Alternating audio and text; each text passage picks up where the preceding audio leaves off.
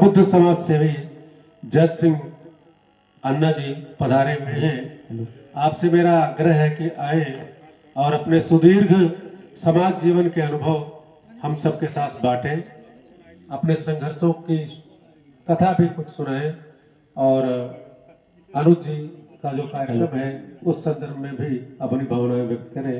आदरणीय जस सिंह अन्ना जी, प्रबुद्ध समाज सेवी। आज एक ऐसी घड़ी में हम लोगों का मिलन हुआ है जो निश्चित ही हृदय भंडारक है।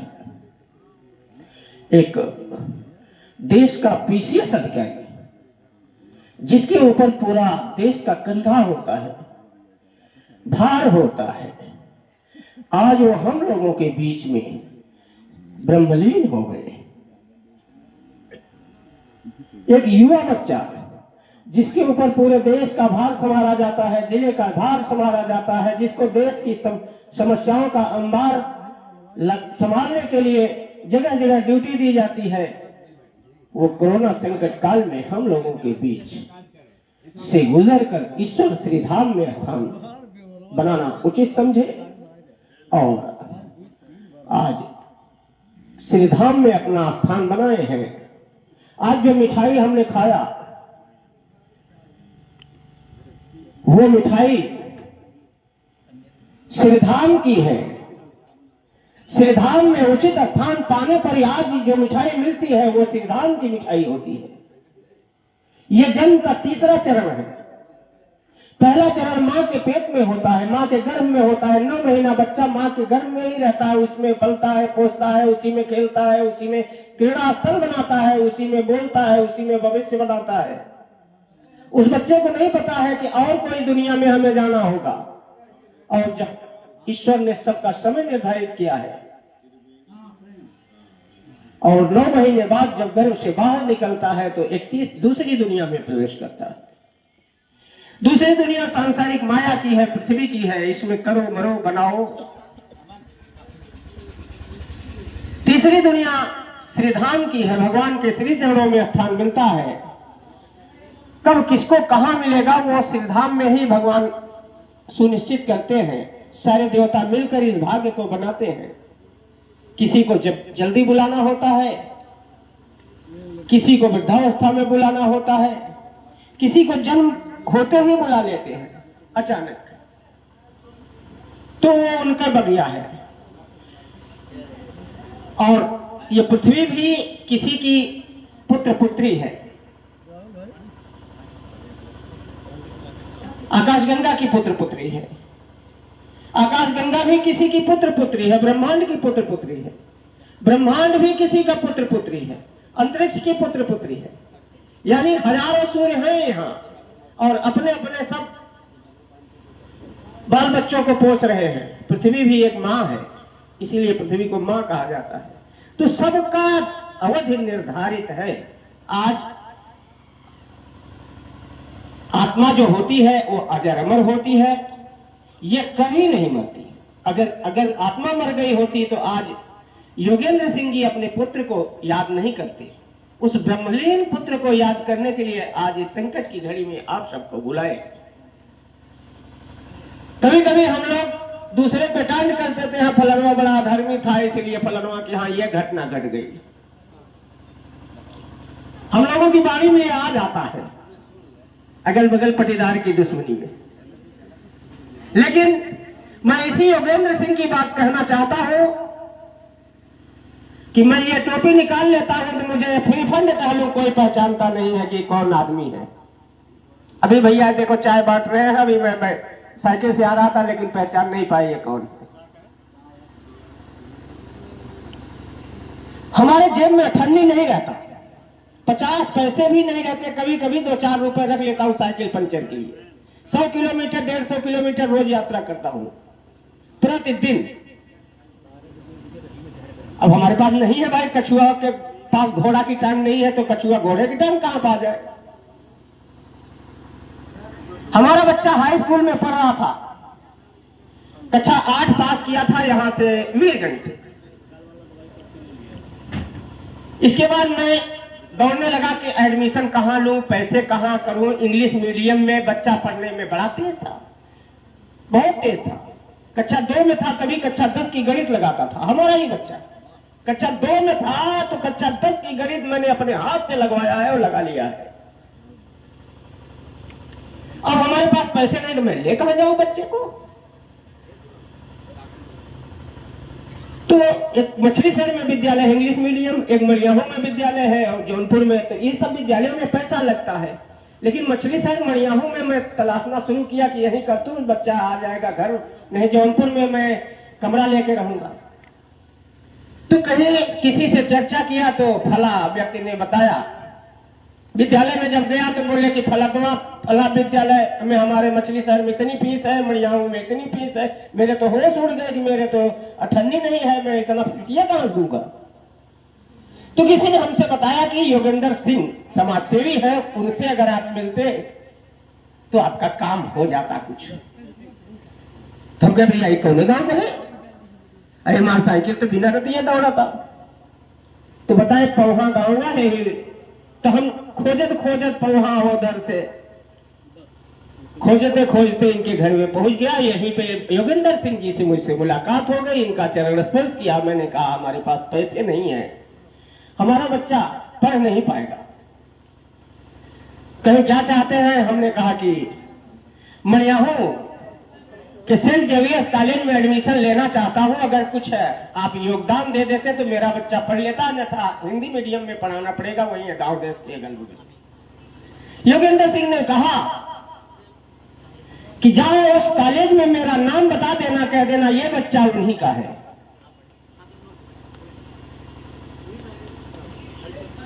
हम डरात भाई गए अंग्रेजन के कॉलेज मामा कहे अच्छा चूड़िया बनाए ना भाई।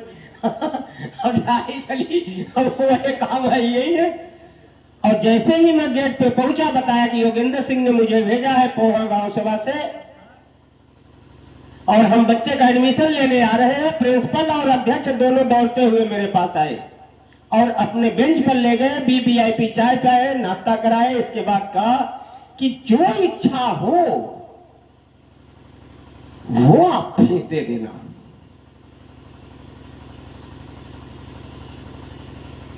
तो बच्चा हमारा कितना तेज था, उसका इम्तिहान भी ले रही थी मैडम।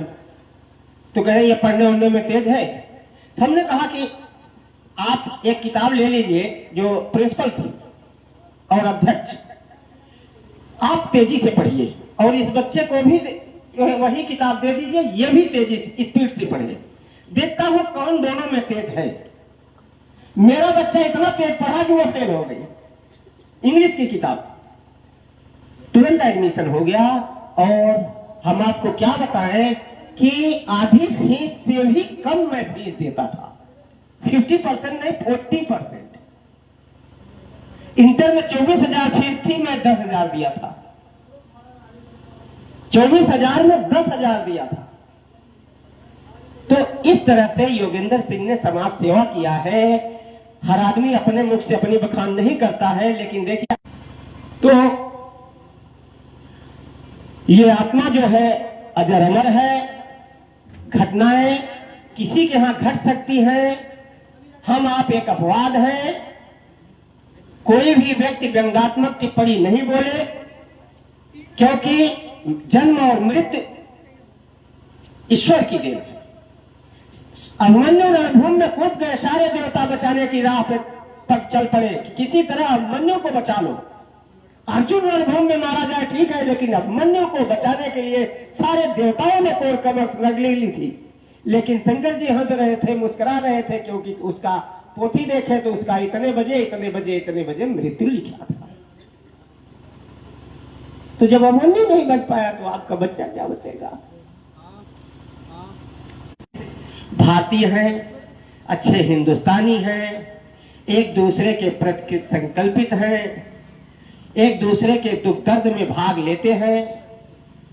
तो आप सब 2 मिनट खड़े होकर के, 1 मिनट खड़े होकर के मौन करके किसी आत्मा को संतुष्टि प्रदान कर दे। बस आपकी यही अंतिम इच्छा है। इसके बाद ओम शांति।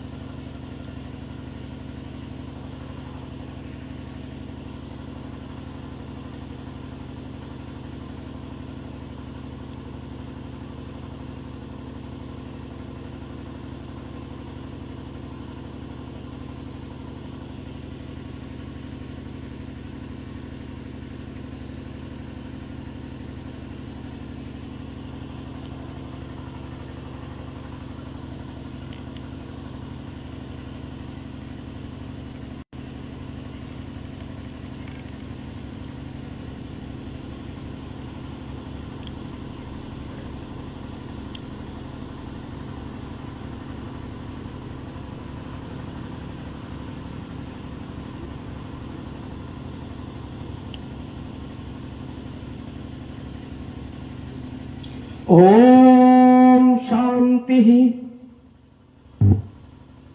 घड़ी देख लीजिए, पूरा 2 मिनट हो गया। तो इसी के साथ हम चाहे मास्टर साहब जी आप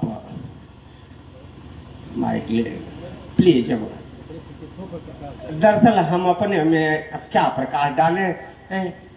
हाँ, गरीब रहे सुदामा, अब वो कैसे कैसे अपन गरीबी बतावे, भिक्षा मांगे काम रहा भिखारी रहे, तो उनका कौन भी अपन बतावे कि हम सुदामा है, ये अमीर हो गया है, ये हो गया अमीर भय के बादों है गरीबी लिखी रही, वो गरीबी पसंद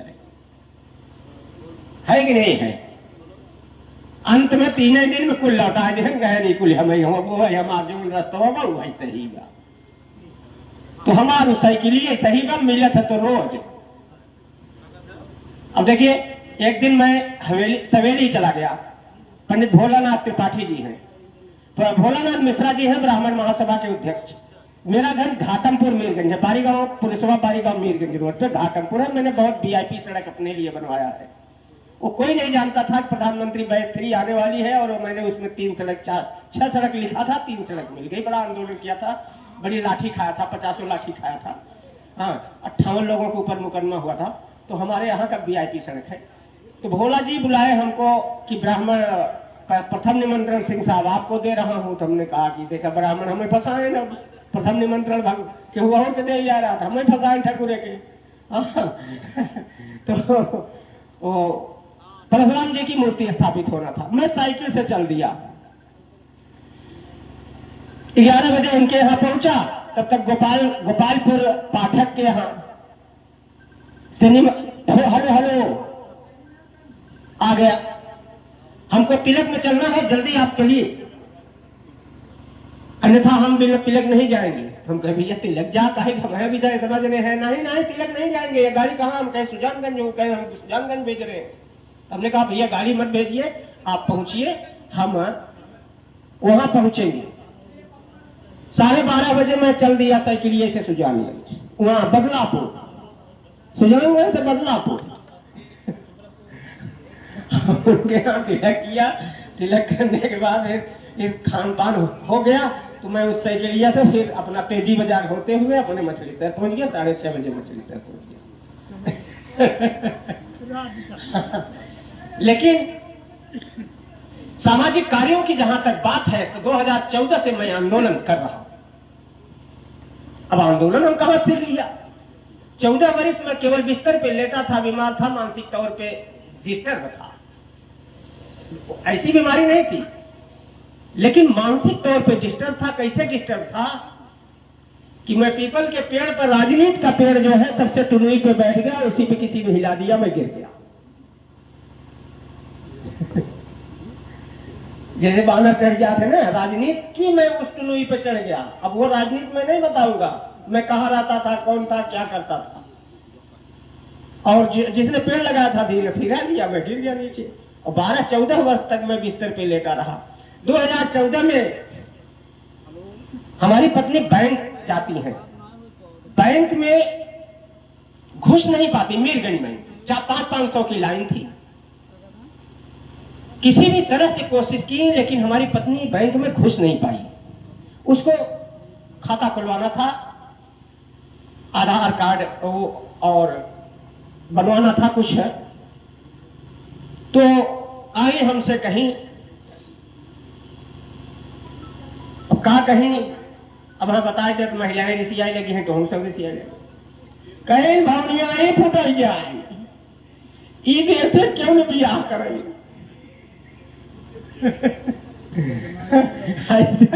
देश से बियाह हो क्यों, तो भाई ठीक बा।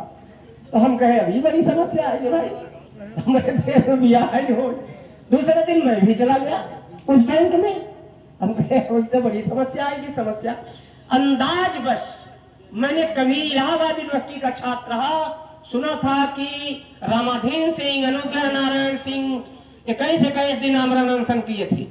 वो मैं देखा था, 50 देखा था। अनुग्रह नारायण सिंह, रामाधीन सिंह और एक ओझा थे, ये सब आमरण अनशन बैठ जाते थे, उठते नहीं। वो हमको ध्यान था। मैं बैंक में गया, मैं भी नहीं घुस पाया।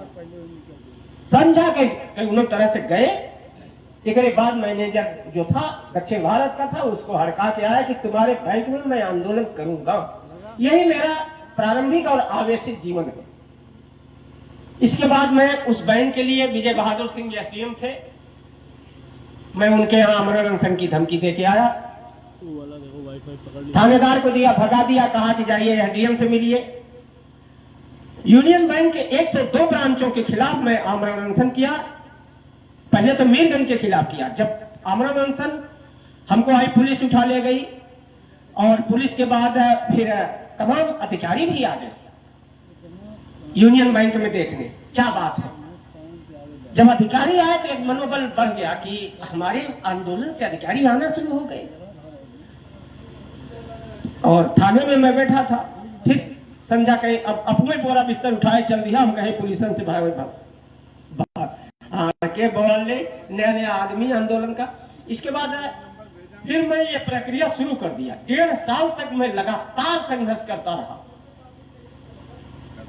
नरीमन पॉइंट यहां वहां सब पता लगाता रहा, कहां क्या होता है। यूनियन बैंक के खिलाफ इतना बेहतर अभियान छेड़ा कि 1.5 साल बाद मैं नरीमन पॉइंट पहुंच गया, मुंबई, कि चेयरमैन ही सब कुछ है, वही करती है। मैं मुंबई पहुंच गया, विधानसभा के ठीक सामने चेयरमैन के पास पूछते पूछते। बंबई में भी मैंने पूछा है, भैया ये बिल्डिंग या कहां हुआ, पैदल है। हमें कहां पता कौन गाड़ी मिले थे, पैदल है, धुन हो गई थी मुझे। इसके बाद मैं गेट पे खड़ा रहा, कोई जाने नहीं दिया। अंत में 6 घंटे खड़े होने के बाद मैं किसी तरह रिसेप्शन पे पहुंचा। इसके बाद आवेशित हुआ, गरमाया वहां कि चेयरमैन से मिलने आया हूं, 6 घंटे खड़ा हूं, अभी तक मेरी मुलाकात नहीं हुई।